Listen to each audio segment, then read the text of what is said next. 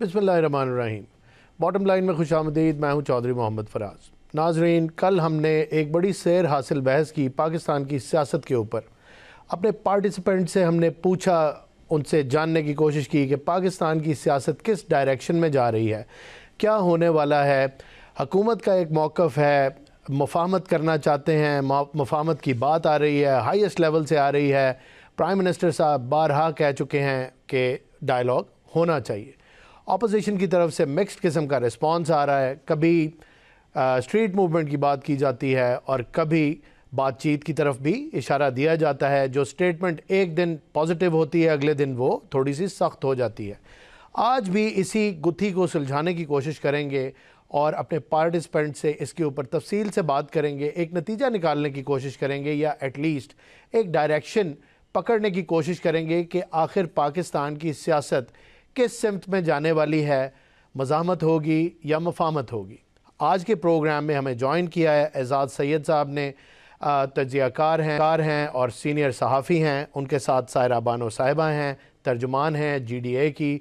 दोनों मोअज़्ज़ज़ मेहमानों को प्रोग्राम में खुशामदीद कहता हूँ। और सबसे पहले सायरा बानो साहिबा की तरफ जाता हूँ, उससे पूछता हूँ, आपने मेरी बात सुनी। पाकिस्तान की सियासत इस टाइम एक मुहिम्मा बनी हुई है, समझ नहीं आ रही कि हुकूमत क्या चाह रही है और अपोजिशन क्या चाह रही है। कुछ आपके व्यूज़ जानना चाहूँगा, आप बताएं आपको क्या लगता है ये पाकिस्तान की सियासत कहाँ जा रही है। अस्सलाम वालेकुम। पहले तो एक बात कहूँ कि इस वक्त जो कुछ हो रहा है, मेरे ख्याल में हम उसको सियासत ना ही कहें तो ज़्यादा बेहतर है। तो मुझे तो जो लग रहा है कि बस सियासत नहीं हो रही, बाकी सब कुछ हो रहा है। आप खुल के बताएं आपको क्या लगता है क्या हो रहा है। बस ये सियासत तो नहीं है, सियासत तो बड़े मतलब जो बचपन से देखते या सुनते थे या ज्यादातर किताबों में या जो अखबारों के जरिए हम तक पहुंचा था, तो उस वक्त थोड़ी सी कोई रवादारी भी होती थी, लचक भी होती थी। और आपको और हमें भी पता है कि बचपन में जब कोई बच्चा, वो कहते ना कि जिससे हर कोई राजी रहता था, तो वो घर वाले कहते, तो सियासतदान चीजों को सही करने की कोशिश करता है। और भले फिर वो आपको पता ही है कि सियासत फिर कैसे होती है, लेकिन इस वक्त तो लगता है कि जैसे कोई ना एक बका की जंग है। मैं उस असेंबली में, उस फ्लोर पर, मैंने उस वक्त जो एक आफ्टर रिजीम चेंज गवर्नमेंट आई थी, उनको ये कहते हुए सुना था कि या तुम या हम। तो मुझे वो याद आ गया, यहाँ तुम वहाँ हम, और पाकिस्तान दो लफ्ज हो गया था। और उसके बाद ये सारा कुछ ये बका की जंग लग रही है कि ये सायरा बानो साहिबा, हुकूमत तो ये कहती है कि हालात कंट्रोल में है, सेम पेज भी है और कोई मसला नहीं है, और साथ साथ मुफाहमत की बात बार बार करते हैं। तो मेरा कल भी ये सवाल था और आज भी है कि अगर हालात इतने ठीक हैं तो फिर मुफाहमत की बात बार बार ऑफर क्यों करते हैं। तो देखिए ना, ये तो ऊपर से आपको सब कुछ सही लग रहा है, लेकिन ये कि वो जो दरिया की सतह आपको सब सुकून लग रही है, लेकिन अंदर तलातुम और मौजों में बड़ी बेचैनी पाई जाती है। और ये वो कहते हैं कि ये आम अवाम जदे आम, कुछ क्या बोलते हैं, जुबान जदे आम है इस बात, ये बात सबको पता है। गवर्नमेंट का लोगों के नजदीक, लोगों के दिलों में इसका क्या वो है कि जिस तरीके से ये हुकूमत मिली, अब तो वो वापस से पुरानी सारी बातें हो जाएंगी। हर प्रोग्राम में यही बात होती है कि जो 2024 का इलेक्शन चुराया गया और उसके बाद वो सुकून तो नहीं है ना। वो कहते हैं ना कि जीत की खुशी तुम्हारे चेहरे पे नहीं है, इसका मतलब है कि तुम हारे हुए हो। तो वो एक बेचैनी या वो पाई जाती है। और आपको पता है कि हमारे, लेकिन सायरा बानो साहिबा, बेचैनी तो खत्म हो जानी चाहिए थी। हुकूमत में तो ये आ गए, हुकूमत चल भी पड़ी, मार्का हक भी हो गया, इनकी तारीफ भी हो गई, डोनाल्ड ट्रंप साहब ने भी तारीफ कर दी, बड़े आलमी पजीराई भी मिल गई, फिर क्या मसला है। तो देखिए, ये तो फिर आप गवर्नमेंट वालों को पैगाम देना कि सुकून से बैठ गए। जब हर तरफ से आपको कामयाबी मिल रही है बकौल उनके, और उसके बाद इनके वो जो कहते हैं कि स्पोक पर्सन आके हमें इशारिये भी बताते हैं और स्टॉक एक्सचेंज का भी बताते हैं, और खुदा जाने वो तरक्की आवाम तक क्यों नहीं पहुंच रही। वो कागजों में या इनकी रिपोर्ट्स में तो वो सामने आ रही है, लेकिन आवाम तक नहीं पहुंच रही है, तो वो बताएं। तो देखिए, इसका मतलब है ना कि ये जो लूट मार का जो माल मिला हुआ है, उससे दिल को सुकून नहीं है। तो वो चाहते हैं कि वो आवाम में भी वो बने, लेकिन हो नहीं सकता।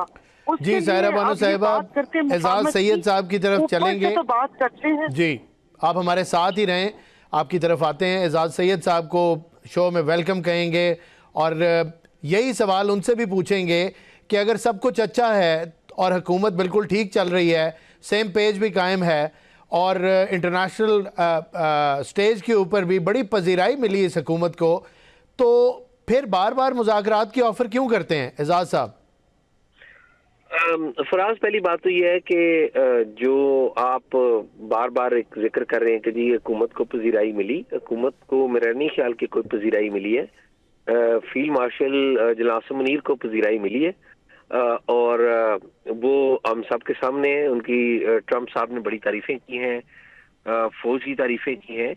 बाकी मुल्क में सियासत तो मैं सायरा जी की बात से थोड़ा सा डिसएग्री करते हुए एग्री करूंगा कि सियासत तो बिल्कुल नहीं हो रही, इसमें तो कोई डाउट ही नहीं है। और सियासत तो उस मुल्क में होती है जहाँ पे कोई प्रॉपर डेमोक्रेसी हो। सायरा जी ने बात की कि 2024 के इलेक्शन, बिल्कुल 2024 के इलेक्शन की क्रेडिबिलिटी मेरे और अपने आपके सामने है और 2018 के इलेक्शन की क्रेडिबिलिटी भी मेरे और आपके सामने है। अनफॉर्चुनेटली सूरत हाल यहाँ पर ये हो चुकी है कि यहाँ पर सारे सियासतदान, चाहे वो अपोजिशन में है, सियासी लीडर, या वो सरकार में है, इन सब के दरमियान एक दौड़ लगी हुई है कि किसी तरीके से हम इस्टेब्लिशमेंट को खुश करें और इस्टेब्लिशमेंट को खुश करके जो सीट पे बैठा हुआ है उसको काले इस्टेब्लिशमेंट हमें गोद ले ले। लड़ाई यहाँ पर कोई लोगों के राइट्स की अनफॉर्चुनेटली नहीं हो रही, यहाँ पर लड़ाई हो रही है अपने अपने इक़्तिदार की। और एजाज साहब अगर मुझे इजाज़त दें, इक़्तिदार में तो ऑलरेडी ये कोलिशन गवर्नमेंट बनी हुई है और ये इक़्तिदार में हैं, ये क्या अपना फर्दर स्ट्रेंथनिंग चाहते हैं, अपने फ्यूचर को सिक्योर कर रहे हैं, क्या कर रहे हैं? नहीं देखिए, पीटीआई तो इक़्तिदार में नहीं है ना जी, बिल्कुल नहीं। इस वक्त इमरान खान साहब जेल में जी, और मुफाहमत की जो बात के साथ, मुफाहमत की बात का मैंडेट तो सिविलियन गवर्नमेंट को नहीं है ना। वो जो मैंडेट है सिविलियन गवर्नमेंट को, वो तो है पीटीआई के जो बाहर लोग बैठे हुए हैं या दीगर जो लोग हैं जो बात करने के लिए तैयार है उनके साथ। ठीक है, तो ये हम भी चूंकि हम सब ने भी जर्नलिज्म करना है, हम सब ने एग्जाम्स कर रहे हैं, तो हमें भी कुछ ना कुछ चाहिए अपने कंटेंट के लिए। ठीक है, तो ये बात आपको भी पता है और ये मुझे भी पता है कि क्या मौजूदा गवर्नमेंट जो है शहबाज शरीफ साहब की गवर्नमेंट, उनके मैंडेट में है कि वो इमरान खान के हवाले से कोई बात कर सके। अच्छा, लेकिन करें वो उनके एजाज साहब ये ऑफर तो वो कर रहे हैं ना, ऑफर कर रहे हैं और उसका ओन भी कर रहे हैं, तो जाहिर है क्या पीछे से कोई इशारा है? नहीं है, क्योंकि नाम तो वो ले रहे हैं ना कि 5 बड़े इकट्ठे हो जाएं, तो अगर किसी एक बड़े की कंसेंट नहीं है तो फिर उनका नाम कैसे ले सकते हैं? देखिए, बात ये है कि वो जिसका रेफरेंस आप दे रहे हैं ना, वो तो है राना सनाउल्लाह जी। राना सनाउल्लाह एक बड़े मजे हुए पॉलिटिकल कारकुन है जी। उन्हें पता है क्या बात कहनी है या क्या नहीं कहनी, और उन्हें पता है कि ये जो सिस्टम मौजूदा भी है इसकी अगर आप ये कहें ना कि मॉरल ग्राउंड्स, तो मॉरल ग्राउंड्स उन्हें पता नहीं है जी। और देखें, राना सनाउल्लाह वो बंदे हैं जिन्हें जब इलेक्शन हुए थे तो उनको ऑफर किया गया था कि आप भी जीत जाएं, उसी तरह 47 ले लें आप जी। ठीक है, तो वो 47 के ऊपर सवार नहीं हुए थे। ठीक है, तो इशू ये है कि सियासतदान जो है, जो प्योर सियासतदान है, जिसने जमीन पे काम किया हुआ है, ग्राउंड पे काम किया हुआ है, वो फ्यूचर देखता है और फ्यूचर देख के बात करता है। तो आप उस बात को ज्यादा सीरियस ले गए। मेरा नहीं ख्याल कि जो बात राना सनाउल्लाह ने की है उस बात के पीछे जो सारे स्टेक होल्डर्स हैं, पर्टिकुलरली एस्टैब्लिशमेंट, वो है क्योंकि जो डोमेन है जी एजाज साहब, डोमेन ये अवाम, जाहिर है अवाम का बड़ा इंटरेस्ट है और पाकिस्तान के जो सियासी ग्रुप्स हैं और सियासी पार्टीज़ हैं उनकी तरफ देख रहे होते हैं। जाहिर है इस तरह की स्टेटमेंट आएगी तो अवाम सवाल करेगी और हमारे थ्रू आप, जाहिर है एक्सपर्ट्स आपको बुलाएंगे और जवाब लेंगे। मैंने तो बिल्कुल सीरियसली उस तरह से नहीं लिया इसको। इट वाज अ स्टेटमेंट, जाहिर है एक नोटेबल मिनिस्टर की स्टेटमेंट थी तो आपके आगे रखी। ये बता दीजिए कि फवाद चौधरी साहब भी बड़े मुतहर्रिक नज़र आ रहे हैं, उनकी एफर्ट्स का क्या होगा? वो कहते हैं कि कोट लखपत जेल में से बड़े लीडरान को अगर as a gesture of goodwill छोड़ दें तो फिर वो खान साहब को मना लेंगे। आपको लगता है ऐसा हो जाएगा? देखिए, बात यह है कि फवाद चौधरी भी जो जो जो चैलेंज इस्टेब्लिशमेंट को है उसकी ही बात कर रहे हैं, और वो चाहते हैं कि ये चीजें इस तरीके से हल हो जाएं कि इस्टेब्लिशमेंट को भी एम्बेरसमेंट ना हो और मामला भी हल हो जाए। ठीक है, अब इस्टेब्लिशमेंट का जो डिमांड नंबर 1 क्या है? इस्टेब्लिशमेंट की डिमांड नंबर 1 ये है कि खान साहब अपने ट्विटर हैंडल से, सोशल मीडिया से जो इस्टेब्लिशमेंट के बारे में राय देते हैं उसके ऊपर पूरा एक हंगामा बनता है। इस्टेब्लिशमेंट को तो वो तनकीद अच्छी नहीं लगती। अब वो तनकीद तो अभी तक कोई नहीं रोक पाया। फवाद चौधरी साहब और उनके साथी समझते हैं कि वो तनकीद वो लोग रोक पाएंगे जो कोट लखपत जेल में है, क्योंकि उनके अलावा और कोई बंदा नहीं है। क्योंकि अभी जो पीटीआई मौजूदा है इसमें तो सारे लोग नए आए हैं ना, जो बाहर अभी मौजूद है क्यादत, ये तो सारे नए लोग हैं जी। जो पुराने लोग थे जिनको इस्टेब्लिशमेंट ने खुद बाहर निकाल दिया, यानी कि ये फवाद चौधरी हो गए, परवेज खटक हो गए, और नाम लेते जाए, इनसे प्रेस कॉन्फ्रेंसेस करवाई। अब वो ये चाहते हैं कि जो उनके लेवल के लोग हैं, खान साहब से जो बात कर सकते हैं, वो ये डॉक्टर यास्मीन राशिद बात कर सकती हैं, वो शाह महमूद कुरैशी बात कर सकते हैं, या उमर सलीमा बात कर सकते हैं जो गिरफ्तार हैं, इसी तरह के 2 और लीडर्स भी।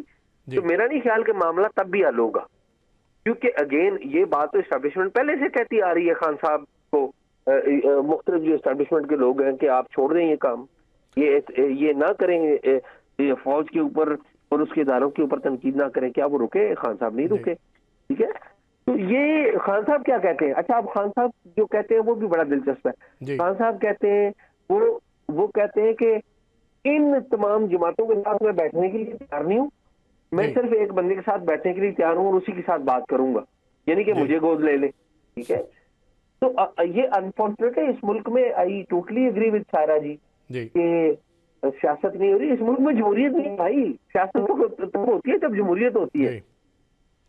बिल्कुल ठीक है, आपका व्यू पॉइंट आ गया, हमारे साथ ही रहिए। सायरा बानो साहिबा, ये फरमाइएगा कि एक बड़ी कॉमन चीज़ है जिसके ऊपर सब इत्तेफाक करते हैं, तमाम पार्टीज़ तकरीबन, के बानी पीटीआई मफाहमत की तरफ नहीं जाएंगे और वो बिल्कुल भी बैंड नहीं होंगे, और ये जितनी भी कोशिशें उनकी पार्टी की तरफ से हो रही हैं या जो बयानबाजी हो रही है उसका उन पर कोई असर नहीं पड़ेगा और वो मफाहमत की तरफ नहीं जाएंगे। तो क्या ये तासर ठीक है? आपको लगता है ऐसा ही है? जी, लगता तो यही है, क्योंकि अगर होना होता तो ये जो 890 दिन या कितने दिन हुए हैं वो फिर जेल में उस चक्की में ना होते, उस सेल में ना मौजूद होते। वरना आपने देखा है कि आप माजी में देखें तो वो 10 दिन के बाद ही यहाँ से लोग बवाए अहलो अयाल एक डील के तहत और जी वो क्या कहते हैं कि निकल गए यहाँ पर। तो बात अभी यही है। उससे पहले आप एजाज साहब से बात कर रहे थे फवाद चौधरी या इमरान इस्माइल या इन सब की, ये तो सब किंग्स पार्टी के हैं ना, पर वो क्या बनी थी, आईपीपी बनी थी जी। ये तो छोड़ के ज्वाइन कर लिया एक दूसरी पार्टी उस में है, और ये बाकी क्या ये पार्टी ज्वाइन नहीं की थी इन्होंने जी। हमने तो यही सुना था कि ये उस पार्टी में चले गए, और उसके बाद ये क्या बताएंगे। अभी वो बात उनकी सही है, हुकूमत मुफाहमत की बात करती है, तो वो कहते हैं कि 2 साल से ज्यादा अरसा हो गया। उमर चीमा साहब हैं, वो रशीद साहब हैं, फिर एजाज चौधरी साहब हैं, यास्मीन राशिद हैं, कुरैशी साहब हैं। तो मतलब ये वो हुकूमत भी तो कुछ दिखाती ना। एक तरफ से आप मुफाहमत की बात करते हैं, दूसरी तरफ से आपने उनकी गर्दन पे घुटना रखा हुआ है, आपको मुलाकातों से खौफ है। मतलब आप एक जो जेल मैनुअल के मुताबिक एक मुलाकात होती है, आप मुलाकात नहीं करने देते, और फिर उसके बाद सारी बातें छोड़ें। कल एक गाने से सारा खौफ व हरास फैल के FIR कट गई और ये हो गया, तो आप इस हुकूमत की क्या बात करें कि क्या देंगे, इनके पास क्या है देने को, ये क्या उनको पेश करेंगे कि भाई ये हमारे नुकात हैं। उनका एक है, खान साहब ने कहा है कि उनको फ्री एंड फेयर ट्रायल दिया जाए। अदालतों में जो केसेस बने या तो मान ले, कोई आकर बताए हमें कि ये जो केसेस हैं ये क्या कहते हैं कि ये सिर्फ वो जो सियासी केसेस हैं, ये वो केसेस हैं, बोगस केसेस हैं। ऐसे कैसे हो सकता है कि 5 बड़े बैठ जाए? तो फिर क्या आइन और कानून अव्वल तो नहीं है इन्ना लिल्लाहि व इन्ना राजिऊन है, लेकिन जो भी सफ़े पे लिखा हुआ है कि आईनी अदालतें और गैर आईनी अदालतें, अब आप इससे देखें कि मुझे नहीं पता वो मैं उनको सहाफ़ी बरादरी में लूं या ना लूं, मुनीफ फारूक को, ये तो या तो पता चले कि वो अमार सोरंगी के ट्विटर हैंडल की तरह मेजर साहब निकल आए, मेजर मुनीफ फारूक, हमें पता चले कि बाद में ये तो अंडर कवर थे। मतलब वो आके आपको और हमें बताते हैं कि नफरत पाई जाती है, नफरत पाई जाती है, हर लेवल पे नफरत पाई जाती है। एक तरफ से ये बयान आ रहा है, उसकी कोई तरदीद नहीं आ रही, फिर आप कह रहे हैं मुफाहमत की बात करो।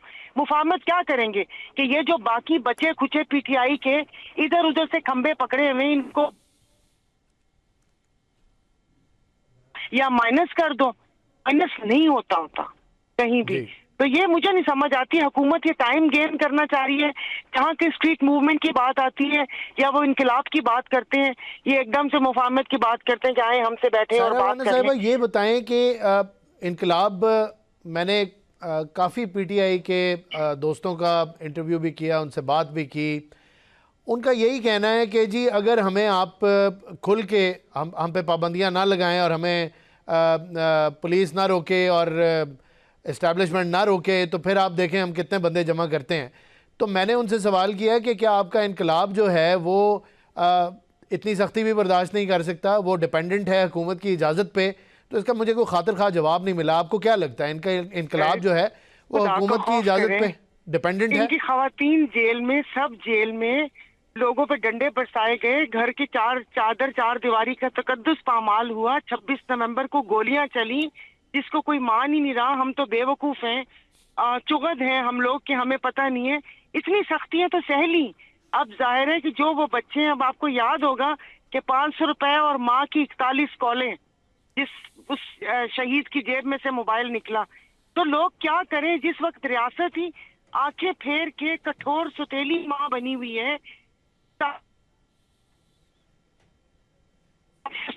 दिया जाएगा, अतातारण बयान देते हैं, उसमें तो जाहिर है मैं भी माँ हूँ, मेरे बच्चे हैं, और वो फिर थोड़ा सा एक खौफ आ ही जाता है, जाने क्या होगा। बाकी करे कि आ जाए। हमारे तो पीर साहब शाह मर्दान शाह फरमाते थे कि टेबल टर्निंग नाम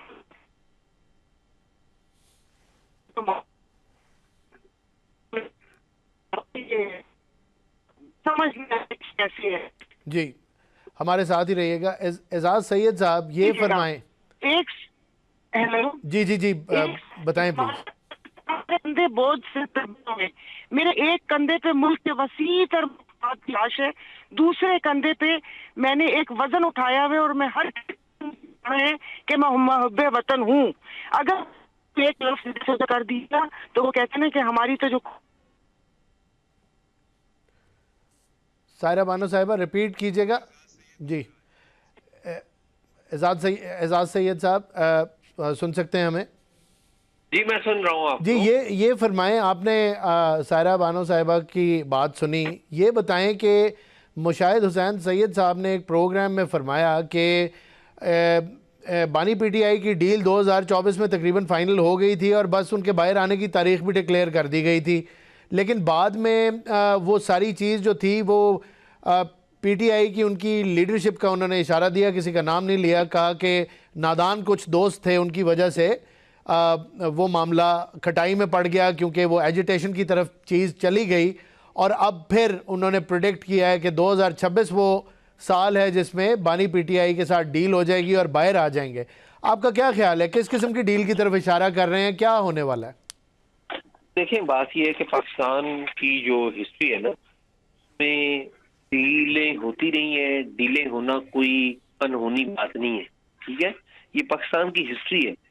और पाकिस्तान की हिस्ट्री ये भी है कि बाज़ का डीलें नहीं भी हुई, फांसी पे चढ़ गए वजीर आजम, ठीक है, ये भी हिस्ट्री है पाकिस्तान की।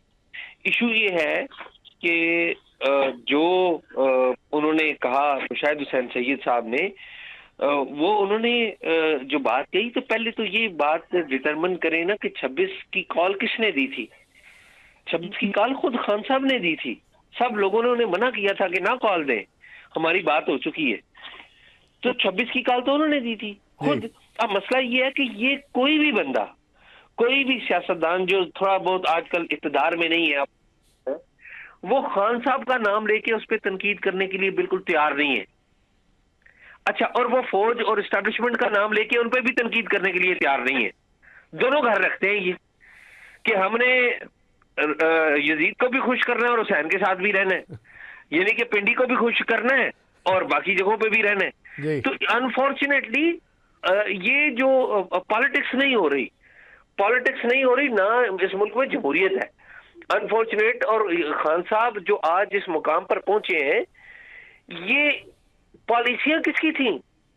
किसने अनाउंस किया था कि हम इलेक्शन नहीं होने देंगे पंजाब में और खैबर पख्तूनख्वा में? मुझे बताएं ना जी।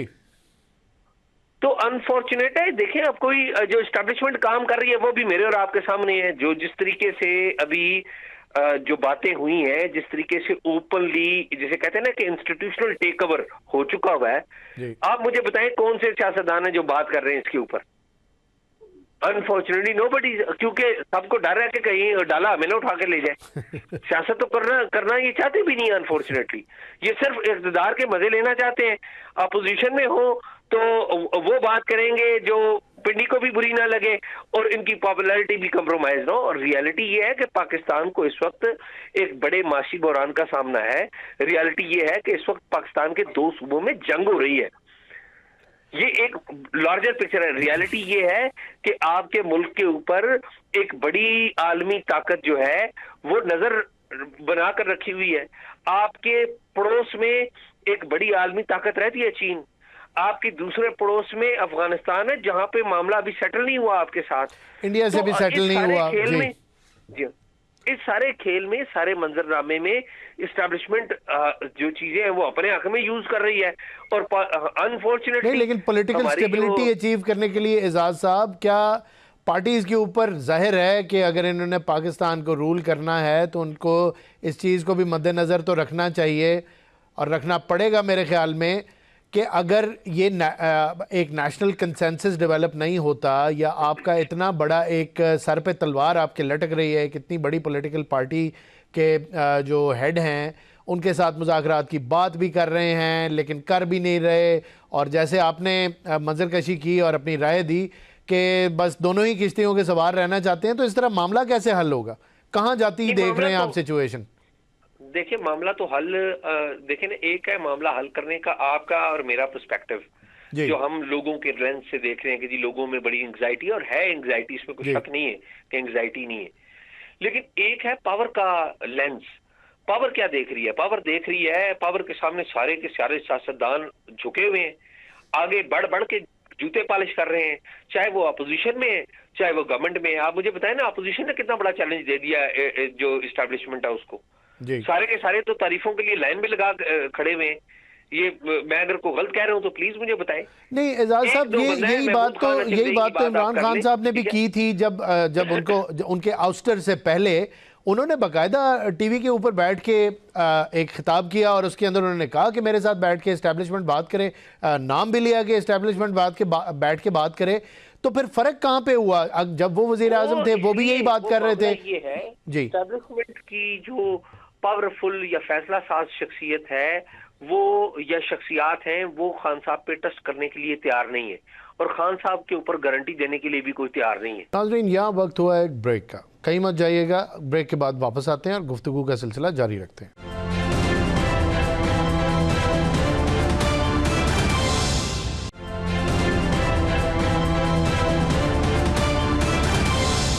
नाज़रीन, प्रोग्राम में दोबारा खुश आमदीद। गुफ्तगू का सिलसिला दोबारा से शुरू करते हैं। ये पूछना चाहूँगा कि क्या इसका ज़िम्मेदार कोई आउट ऑफ पीटीआई है या बानी पीटीआई खुद हैं? मतलब उन्होंने खुद ये रास्ता इख्तियार किया है कि बात ना हो सके, सख्ती ज़बान, लहजा, सारा मतलब ज़ातियात।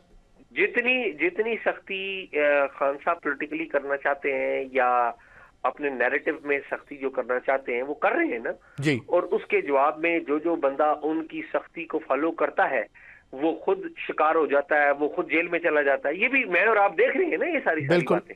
ठीक है, या तो यह है कि पॉलिटिकल एलीट पूरी अवेकनिंग हो जाए, वो कहे कि जी जो कुछ हमारे लीडर ने कह दिया हम बिल्कुल उस पर अमल दरामद करेंगे, वो भी नहीं है क्योंकि उन सब ने दूसरा घर भी रखना है। तो प्रॉब्लम ये है कि बातचीत से ही रास्ते वाह होते हैं। बातचीत करने के लिए खान साहब सिर्फ एक बंदे से तैयार हैं कि केस शेस के ऊपर बात ही नहीं करना चाहते। ये सारी देखें, हम तो इस खान साहब का जो ट्रायल है उसको क्लोजली हम देखते रहे, कवर करते रहे।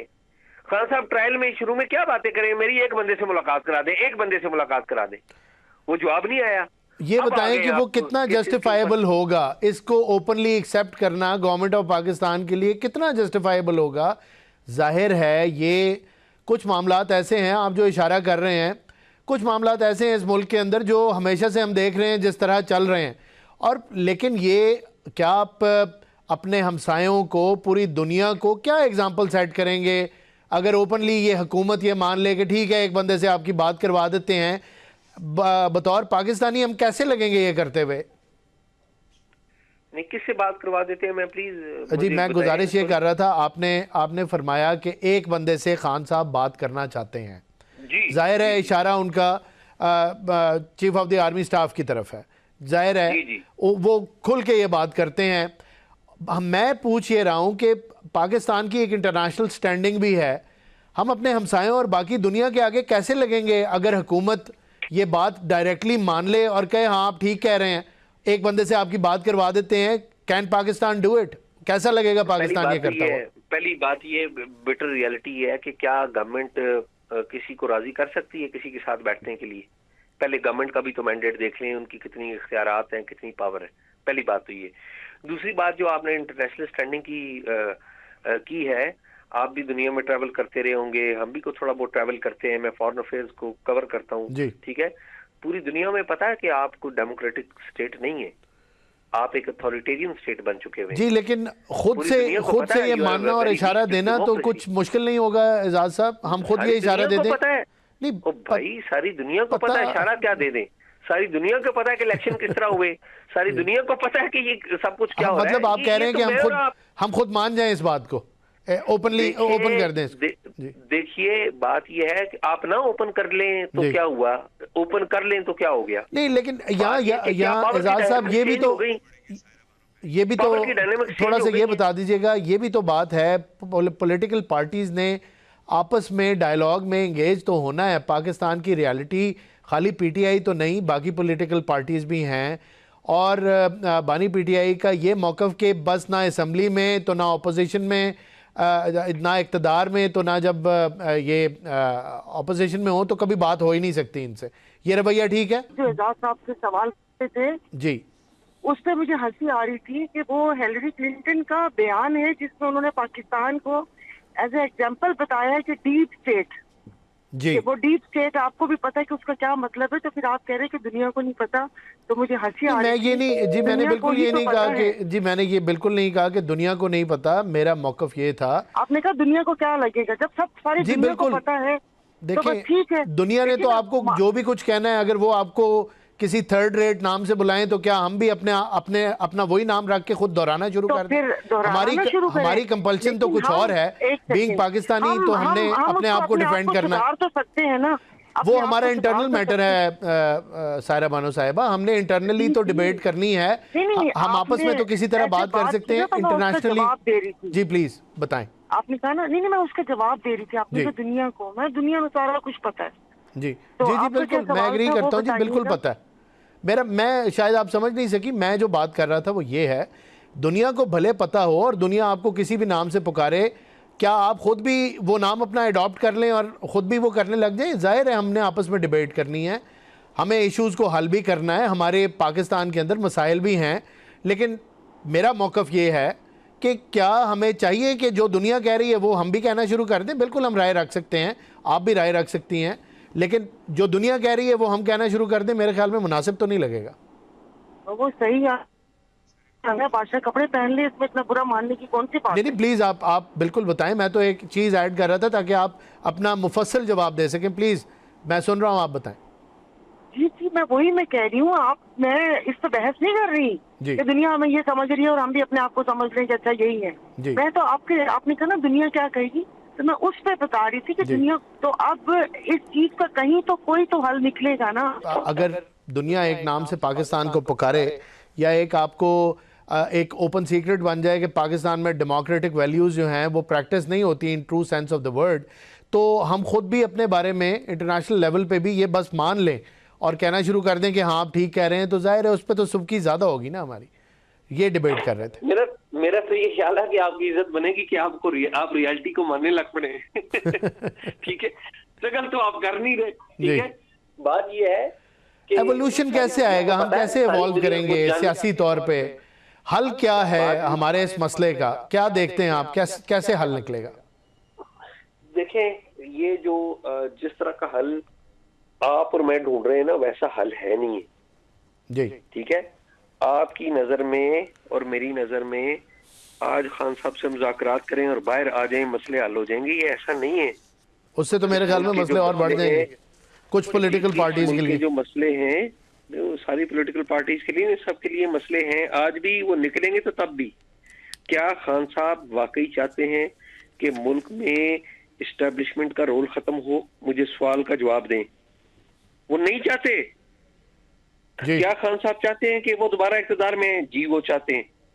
वो चाहते हैं कि इस्टेब्लिशमेंट के साथ नई डील बने और वो अपनी पॉपुलैरिटी को यूज करके दोबारा इक़्तिदार में आए, और उसके लिए वो गारंटी देने के लिए तैयार हैं कि जी मैं आपके साथ हर तरह का ताउन करूंगा, जिस तरह का ताउन शहबाज शरीफ साहब कर रहे हैं उस तरह का मैं कर लूंगा। ये यहाँ पर तो ये दौड़ लगी हुई है। आप समझते हैं, ये मैं बड़े ये तो आपने पीटीआई की, एजाज सैयद साहब मुझे इजाजत दीजिए, ये तो आपने पीटीआई की मिथ को तोड़ दिया कि खान साहब में कोई कॉम्प्रोमाइज नहीं करेंगे, कुछ नहीं करेंगे। ये तो आपने एक ब्रेकिंग न्यूज दे दी कि खान साहब रेडी बैठे हैं डील करने के लिए। ये कोई ब्रेकिंग न्यूज नहीं है। जो लोग खान साहब से मिलते हैं, जो लोग ये कवर करते रहे हैं, जो जर्नलिस्ट उनसे बातचीत करते रहे हैं, सबसे जाके जरा पूछें तो सही वो क्या कहते रहे खान साहब जी। ये तो ओपन सीक्रेट है जिसको मानने के लिए कोई तैयार ही नहीं है। तो फिर वो अवाम की में उनकी मकबूलियत as a person who is very strong, as a hero who cannot be bent, और वो जो उनका सियासी कद काठ और इतने अरसे से जेल, वो सारी बातें जो हैं वो उनके अंदर कोई दम नहीं है। ये बात ये है कि जब बुरा वक्त होता है ना, तो जुल्फकार अली भुट्टो साहब जितना पावरफुल आदमी तो कोई नहीं था ना, और उनके बारे में क्या क्या बातें थी जी, कि वो हंसते हुए खेलते हुए गए और उन्होंने फांसी का फंदा गले में लगा लिया जी। और आप देखें तो सही ना, वो जो आई विटनेस अकाउंट है कि जब भुट्टो साहब को फांसी के लेने के लिए आए तो भुट्टो साहब तो उठ के जाने के लिए तैयार नहीं थे जी। तो उनको फिर उठा के स्ट्रेचर के ऊपर रखा और बाद में उनको बताया गया तो फिर वो चल के गए। इशू ये है कि हम लोग जो रियलिटी को सुनने के लिए भी तैयार नहीं और बयान करने के लिए भी तैयार नहीं, अनफॉर्चुनेटली। भुट्टो साहब फांसी में लगे, नुकसान किसका हुआ? पाकिस्तान का हुआ, नुकसान के नहीं हुआ। बिल्कुल। उस वक्त भी इसी तरह के लोग थे कि जी वो कोई बातचीत नहीं होगी और वो कोई डील नहीं होगी और ना फांसी होगी। उनको यकीन था कि फांसी भी नहीं होगी। भुट्टो साहब को खुद आखिरी वक्त तक नहीं यकीन था। इशू ये है कि इस मुल्क में सारी दुनिया को पता है अनफॉर्चुनेटली कि डेमोक्रेसी नहीं है। डेमोक्रेसी को सबसे ज्यादा नुकसान जो पहुंचाया है वो इस्टेब्लिशमेंट ने तो पहुंचाया है, लेकिन इस्टेब्लिशमेंट के अपने पैदा किए हुए सियासतदानों ने उससे भी ज्यादा नुकसान पहुंचाया है। बिल्कुल ठीक। एजाज साहब ये बताएं कि अगर बानी पीटीआई डील के लिए तैयार हैं एज यू से, और ये सबके बड़ा कॉमन नॉलेज है आपके मुताबिक, ये बताएं कि फिर तो इस्टेब्लिशमेंट को इनसे डील कर लेनी चाहिए, वो बाहर आ जाएं, अवाम भी खुश, लीडर भी हमें मिल जाएगा, सारी चीज़ें ठीक भी हो जाएंगी, तो फिर इस्टेब्लिशमेंट क्यों नहीं एतबार कर रही? नहीं, मुझे ये बताएं कि खान साहब पे कौन सी सियासी जमात है जो पूरा एतमाद करती है? मुझे बताएं, नाम बताएं। मैं तो इस्टेब्लिशमेंट की बात कर रहा हूँ। इस्टेब्लिशमेंट को तो गारंटी वो देने के लिए तैयार है।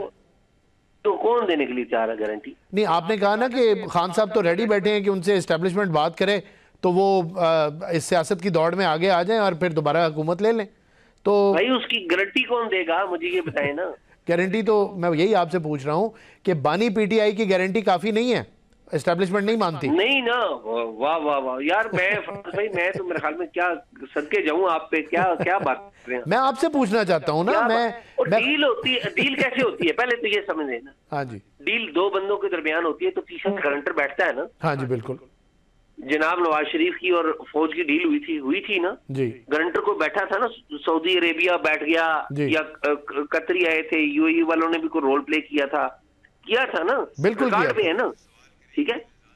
तो क्या खान साहब के लिए कोई बंदा गारंटी, और नवाज शरीफ के लिए मुल्क के अंदर से भी लोग बिजनेसमैन गए थे, जाके मिले कि हम गारंटी देते हैं जी, ठीक है। तो क्या खान साहब के लिए कोई जाके मिला है और किसी ने कहा कि हम गारंटी देते हैं? लाजमी सी बात है कि ऐसा कुछ नहीं हुआ। तो नहीं हुआ तो फिर इसका मतलब है कोई गारंटी दे नहीं सकता, कोई उनकी गारंटी नहीं दे सकता।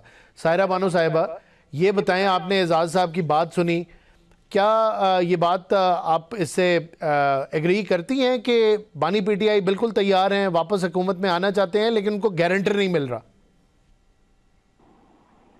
पता नहीं, ये तो माशाल्लाह सहाफियों के कान तेज होंगे जो दीवारों के पार की बातें सुन लेते हैं, दिलों के हाल जान लेते हैं। अब मैं क्या कह सकती हूँ, नहीं, आप अपनी राय तो दे सकते हैं वो क्या सोच रहे हैं। नहीं, अगर करनी होती तो देखिए फिर इतने दिन क्या मतलब वो, और एक शख्स जो अपनी उम्र का, वो कहते हैं कि सायरा बानो साहिबा वो कह रहे हैं उनको गारंटर नहीं मिल रहा, वो तो तैयार हैं लेकिन गारंटर नहीं मिल रहा, वो तो बता रहे हैं, अपना मौकफ बयान कर रहे हैं नहीं, मसला गारंटर का नहीं है, कोई इस तरह की बात हो, मतलब ये बात है नहीं ऐसी जी, ठीक। अगर ऐसे होता तो वो फिर इतनी अरसा, वो कहते हैं ना, कैद की ये सोबतें ना बर्दाश्त करते। 10 दफा ऐसी खबरें आई थी कि भाई ये बात हो रही है और ये इस तरह जी उनको डाला, वो क्या कहते हैं, बनी गाला भेज दिया जाएगा या ऐसे भेज दिया जाएगा।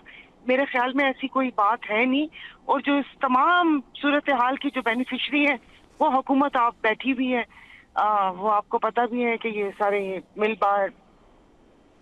बैठ के बैठे हुए सारे, जो ये पीडीएम का जो हुआ है सारा एक गठजोड़ हुआ है, तो वो भी नहीं चाहती कि तमाम ये बातें सही हो और ज़ाहिर है उनके इक़्तिदार को तूल मिले। उससे पहले सईद साहब ने बोला कि भाई किस तरीके से वो अपनी कुर्सी को पक्का करना चाहते हैं, समझ नहीं आ रही कि कीलों के साथ अपने आप को जोड़ लें या वो किस तरीके से उसको बांध लें अपने आप को और ये इक़्तिदार वो होता जाए, पता नहीं। देखिए जैसे अभी एक प्रोग्राम इसके ऊपर हो रहा है, कुछ दिन बाद कोई आके अभी हीरे की तलाश भी जारी थी कि कोई वंडर बॉय तो है, एक हीरा भी आना है हमारे पास जी। फिर वो हीरा से वो पता चले कि हीरा आ गई है हेरोइन या आई डोंट नो, इस किस्म की बातें भी सुनने को मिलती हैं।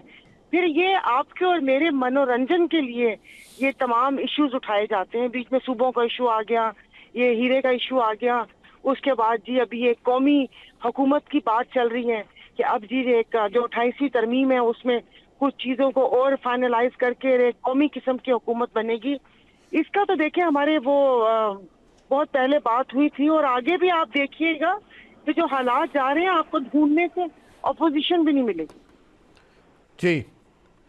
तो बस ऐसे ही है, बाकी दिलों के हाल अल्लाह को पता कि अंदर क्या चल रहा है क्या नहीं चल रहा। वो जी क्या, बिल्कुल ठीक, आपका पॉइंट आ गया। एजाज साहब आपने बात सुनी सायरा बानो साहिबा की, कुछ करेंगे आप रिस्पॉन्ड? वो नहीं एग्री कर रहे हैं आपसे? नहीं, सायरा को मैं बड़ा रिस्पेक्ट करता हूँ, बड़ी अच्छी पॉलिटिकल वर्कर हैं, इनकी जो तकरीरें थी नेशनल असेंबली में हम अभी भी याद करते हैं। लेकिन मेरा ख्याल है कि सायरा बहन हमारी इतनी भोली नहीं है जो मैं बात कह रहा हूँ वो समझ ना आई हो। जाहिर है इनकी कंपल्शन है, एक पार्टी डिसिप्लिन है इनका, तो मेरे ख्याल में ये बड़ी समझदार है, इन्हें पता है मैं क्या बात कर रहा हूँ और इन्हें बहुत अच्छी तरीके से पता है कि असल मामला किधर है। दुरुस्त, कुछ सही कह रहे हैं आप जी, बताएं प्लीज सायरा बानो साहिबा, बताएं, बोले। नहीं एजाज साहब, मतलब देखें, हाँ बाकी आप कह रहे हैं कि पहली कुछ बातें कबल इस वक्त क्या कहना, या यहाँ पर तो पहले ऐसे होता था ना कि आप प्रिडिक्शन कर सकते थे कोई महीनों की या दिनों की, अब तो लम्हे का नहीं पता चलता कि ड्राइंग रूम में एक बात हुई है, वो बाहर निकलते निकलते वो बात ही बदल गई। तो अभी जो उससे पहले आपसे बात हुई थी कि वो सियासत में होता था, लेकिन अभी सियासत नहीं है, ये जमहूरियत भी नहीं है। मुझे तो कभी कभी हम सब लगते हैं जैसे बच्चे जमूरे हैं, कि बच्चे जमूरे बैठ जा, बच्चे जमूरे उठ जा, बच्चे जमूरे खड़ा हो जा, या बच्चे जमूरे लेट जा, ऐसे ही कुछ चल रहा है जी। क्या मैं आपको बताऊं जी। और उससे पहले एजाज साहब ने कहा था कि मतलब ये 2 कश्तियों के सवार होते हैं कुछ लोग। मसला ये है कि हम मसले पे भी बात कर सकते हैं और जो मसाइल जिन्होंने पैदा किए उन पे भी बात कर सकते हैं, मगर बात ये है कि जिन चैनल्स पे हम बैठते हैं ना, उनकी तरफ से रिक्वेस्ट आ जाती है कि प्लीज वो उस तरफ इशारा नहीं करना। अब मैं देखती हूँ कि पता नहीं पूरब की तरफ इशारा नहीं करना या पश्चिम की तरफ इशारा नहीं करना। तो सारा मलबा सियासतदानों पे ना डाले ना, हमारे मीडिया वालों पर भी डाल दें थोड़ा सा, जी कि वो बात काट दी जाती है, विप लगा दिया, जब वो लगा दिया जाती है, कुछ बस ऐसा ही होता है। तो क्या करें। एजाज साहब ये बताएं, ये कुछ मीडिया भी बीच में आ गया अब डिस्कशन के, इस पे कोई थोड़ा सा रिस्पांस दें। हमें सोशल मीडिया पे बोल दें, अगर मीडिया नहीं है मीडिया इनकी बात करता है तो सोशल मीडिया पे पूरी बात करें। मैं तो इनसे एग्री करता हूँ, ये ठीक कह रही हैं। बड़ा स्मार्ट आपने वे आउट बता दिया इनको। खैर वो उनको मेरे ख्याल में यकीनी तौर पे पता ही है। और ये बताएं कि फिर हल कैसे निकलेगा। मैं दोबारा आपको पेस्टर करूंगा, बार बार आपसे ये पूछूंगा। आप तो सियासत से मायूस नज़र आ रहे हैं, मेरे दोनों पार्टिसिपेंट आज इस प्रोग्राम में, और बिल्कुल सियासी इक़्तिदार और जो हमारे इर्द गिर्द सियासत हो रही है उसको सियासत मानने से ही गुरेज़ा हैं। लेकिन फिर भी किसी ना किसी तरफ तो कोई नतीजा, क्योंकि प्रोग्राम बॉटम लाइन है, बॉटम लाइन आप दोनों से मैंने लेनी है, कहीं किसी नतीजे की तरफ लेके जाएं। बताएं सूरत हाल किस तरफ जाएगी, कोई प्रोडिक्शन। आप दोनों तो प्रोडिक्शन करने के लिए मशहूर हैं, लेकिन आज मुझे लगता है रिस्ट्रेंट से काम ले रहे हैं।